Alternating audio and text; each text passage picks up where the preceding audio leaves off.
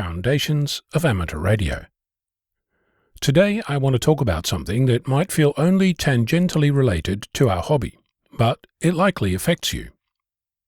Recently, the ARRL announced that it was in the process of responding to a serious incident involving access to our network and headquarters-based systems.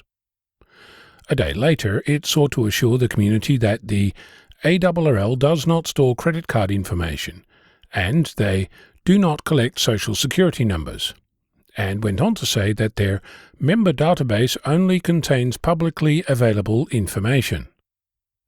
5 days after that, it's continuing to address a serious incident involving access to our network and systems, and that several services such as Logbook of the World and the ARRL Learning Center are affected, but LoTW data is secure.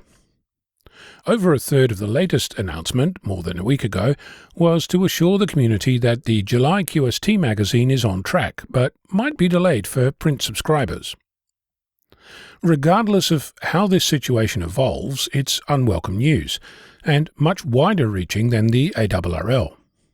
LoTW, or Logbook of the World, is used globally by the amateur community to verify contacts between stations. The IARU, the International Amateur Radio Union, is headquartered at the ARRL office. I've been told that I should have empathy and consider that the ARRL is only a small organisation that may not have the best of the best in technology staff due to budget constraints, and finally that LoTW being down for a few days is not going to kill anyone. All those things might well be true, and mistakes can and do happen. The ARRL has been in existence for well over a century, bills itself as the answer to when all else fails, and has even registered this as a trademark, but hasn't actually said anything useful about an incident that appears to have occurred on the 14th of May, now over 2 weeks ago. By the way, that date is based on the UptimeRobot service showing less than 100% uptime on that day. The ARRL hasn't told us when this all occurred. It didn't even acknowledge that anything was wrong until 2 days later. This raises plenty of uncomfortable questions. What information did you share with the ARRL when you activated your LoTW account? For me, it was over a decade ago. I jumped through the hoops required and managed to create a certificate. What information I shared at the time I have no idea about.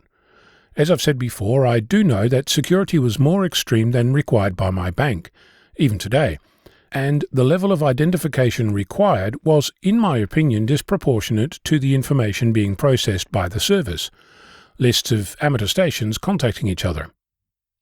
Something to take into account, on the 30th of October 2013, Norm, Whiskey 3 India Zulu, wrote in an email to me, quote, "Data is never removed from LoTW," end quote. I have no idea how much or which specific information that refers to. If you use the ARRL Learning Center, what information did you share? If you're a member of the ARRL or you purchased something from their online store, what data was required and stored? Is the data at the IARU affected? What infrastructure other than the office do they share? While I've been talking about the ARRL, this same issue exists with all the other amateur services you use: QRZ.com, EQSLCC, eham.net, clublog.org, your local regulator, your amateur club, your social media accounts, all of it. What information have you shared? Do you have an internet birthday, address and middle name? Recently, I received a meme. It shows two individuals talking about life, the universe and everything. They discuss their favourite books, the first movie they ever watched, the name of their pets, what car they learned to drive in, their interests, and other things you talk about when you meet someone new and interesting. The last image of the meme shows the heading, "Security Questions Answered. Welcome, Amanda." So my question is this: what's your favourite colour and your mother's maiden name? Seriously, next time you access a service online, have a look at what data that service has. When you sign up, consider the requirements for the service and how much information that's worth.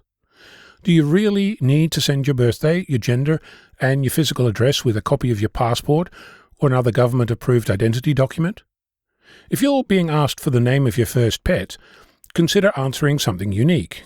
In my case, I generate a random string of characters to use as an answer for each security question. The ARRL incident is the tip of the iceberg. This problem isn't going away. It's only going to get bigger and happen more often. Final observation. With the potential of a global shopping list for thieves coming out of the database at the ARRL, will you be sharing your station address next time? And if you're subject to the GDPR, the General Data Protection Regulation, perhaps it's time to ask your online service providers just exactly what they're doing to protect your information, and that includes the ARRL. I have sent 2 emails to the ARRL in relation to these questions, but have yet to receive an acknowledgement, let alone answers. By the time this reaches you, perhaps the ARRL has answers to my questions and more. I'm Onno, Victor Kilo 6, Foxtrot Lima Alpha Bravo.